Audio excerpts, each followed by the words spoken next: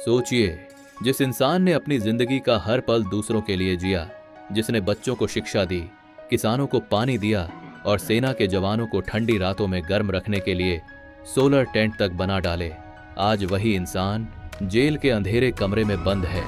क्या यही इनाम है उस व्यक्ति के लिए जिसने बर्फ के बीच इंसानियत की लौ जलाए रखी? एक आदमी जिसने कभी हथियार नहीं उठाया, सिर्फ विचार उठाया, और वो भी समाज के लिए। उसने बच्चों के सपने देखे, पहाड़ों के आंसू पोंछे और हर सांस इस देश के नाम की। लेकिन आज वही सोनम वांगचुक अपनी ही धरती पर कैदी बना दिए गए हैं। क्या सच्चाई बोलना गुनाह है? क्या प्रकृति और शिक्षा की रक्षा करना अपराध है? अगर नहीं तो हमें आवाज उठानी होगी, क्योंकि जब समाज अपने सच्चे हीरो को भूल जाता है तब इतिहास उसे माफ नहीं करता। भारत के सबसे ऊंचे और कठिन इलाकों में से एक लद्दाख, जहां तापमान -30 डिग्री तक चला जाता है, जहां जिंदगी हर दिन एक जंग है, वहीं से निकलता है एक ऐसा इंसान जिसने दुनिया को दिखा दिया कि अगर इच्छा शक्ति सच्ची हो तो हिमालय की चोटियां भी झुक सकती हैं। नाम है सोनम वांगचुक। सोनम वांगचुक का जन्म 1 सितंबर 1966 को हुआ था। लद्दाख के एक छोटे से गांव अलची में उनके पिता सोनम वांग्याल जम्मू कश्मीर सरकार में मंत्री थे, लेकिन उस वक्त उनके गांव में एक भी स्कूल नहीं था। इसलिए 9 साल की उम्र तक सोनम की मां ही उनकी पहली शिक्षक बनी। वह उन्हें उनकी मातृभाषा में पढ़ाती थीं, गिनती, भाषा और जीवन के बुनियादी सबक। लेकिन किस्मत ने एक मोड़ लिया। जब उनके पिता मंत्री बने तो परिवार श्रीनगर चला गया। वहां सोनम का दाखिला एक अंग्रेजी स्कूल में हुआ, लेकिन वहां के बच्चे, वहां की भाषा सब उनके लिए अजनबी थी।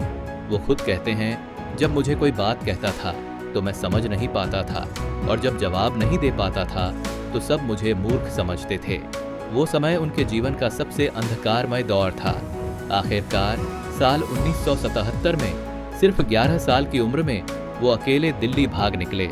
वहां जाकर उन्होंने केंद्रीय विद्यालय के प्रिंसिपल से कहा, मुझे पढ़ना है लेकिन मेरे पास कोई नहीं है। उनकी सच्चाई से प्रभावित होकर उन्हें स्कूल में दाखिला मिल गया। वहीं से शुरू हुई एक नई यात्रा, संघर्ष, नवाचार और समाज सेवा की।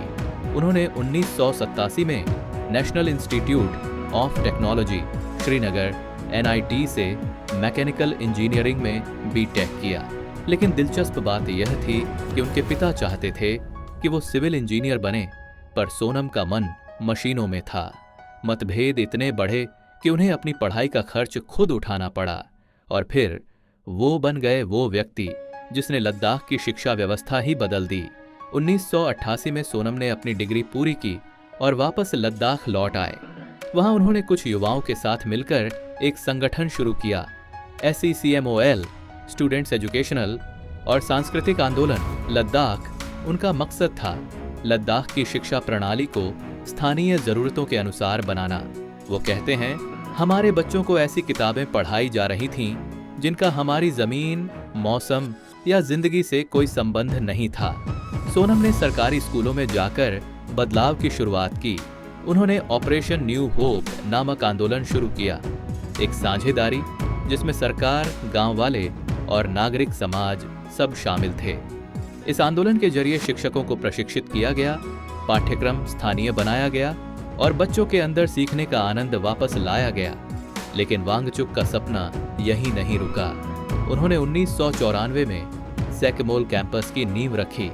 ऐसा कैंपस जो सौर ऊर्जा पर चलता है, जहां न गैस लगती है न बिजली बिल आता है। पूरा कैंपस मिट्टी और पत्थर से बना है और इतना ऊर्जा कुशल है कि -25 डिग्री में भी अंदर 14 डिग्री तापमान बना रहता है। एसिकमोल का यह प्रयोग इतना सफल रहा कि दुनिया भर से आर्किटेक्ट और छात्र वहां सीखने आने लगे। 2016 में इस कैंपस को इंटरनेशनल टेरा अवार्ड से सम्मानित किया गया।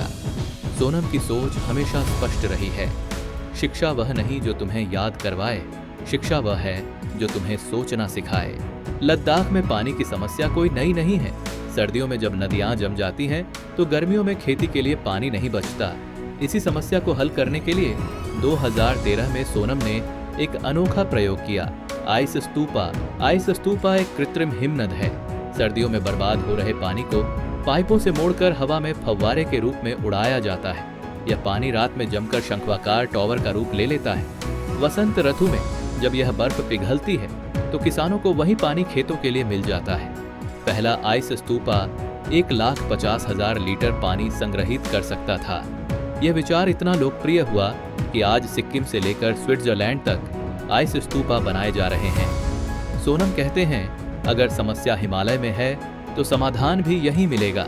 2015 में उन्होंने एक और कदम बढ़ाया, Himalayan institute of alternatives Ladakh की स्थापना। ये विश्वविद्यालय लद्दाख की भौगोलिक और सांस्कृतिक परिस्थितियों को ध्यान में रखकर बनाई गई है।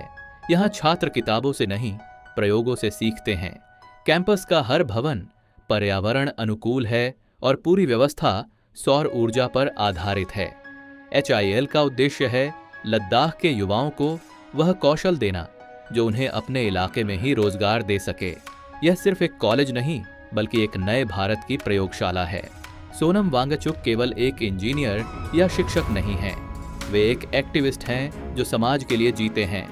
2013 में उन्होंने न्यू लद्दाख मूवमेंट की शुरुआत की, जिसका लक्ष्य था सतत विकास, पर्यावरण की रक्षा और स्वच्छ शिक्षा। यह आंदोलन गैर राजनीतिक था, लेकिन लोगों में जागरूकता फैलाने में बड़ी भूमिका निभाई। जून 2020 में जब भारत चीन सीमा पर गलवान घाटी झड़प हुई तो सोनम ने भारतीयों से अपील की, अपने वॉलेट की ताकत दिखाओ, चीनी उत्पादों का बहिष्कार करो। उनका यह वीडियो वायरल हो गया। देश भर में #बॉयकॉट चाइनीज प्रोडक्ट्स ट्रेंड करने लगा। 2023 में उन्होंने एक और लड़ाई छेड़ी, लद्दाख की पारिस्थितिकी की रक्षा के लिए। उन्होंने संविधान की 6ठी अनुसूची के तहत लद्दाख को विशेष दर्जा देने की मांग की, लेकिन जब प्रशासन ने उन्हें रोकने की कोशिश की तो उन्होंने शांतिपूर्ण अनशन किया। 2024 में उन्होंने क्लाइमेट फास्ट शुरू किया, 21 दिन का उपवास लद्दाख के राज्य के दर्जे और पर्यावरण संरक्षण की मांग को लेकर। सितंबर 2024 में जब वे लद्दाख से दिल्ली तक पदयात्रा पर निकले तो उन्हें सिंघू बॉर्डर पर पुलिस ने हिरासत में ले लिया, लेकिन उनका हौसला नहीं टूटा। उन्होंने कहा, मैं जेल जा सकता हूं, पर मेरी आवाज नहीं रुकेगी। सितंबर 2025 लद्दाख में एक विरोध प्रदर्शन हुआ, जिसमें हिंसा भड़क गई और 4 लोगों की मौत हो गई। सरकार ने बिना सबूत के सोनम वांगचुक पर हिंसा भड़काने का आरोप लगाया।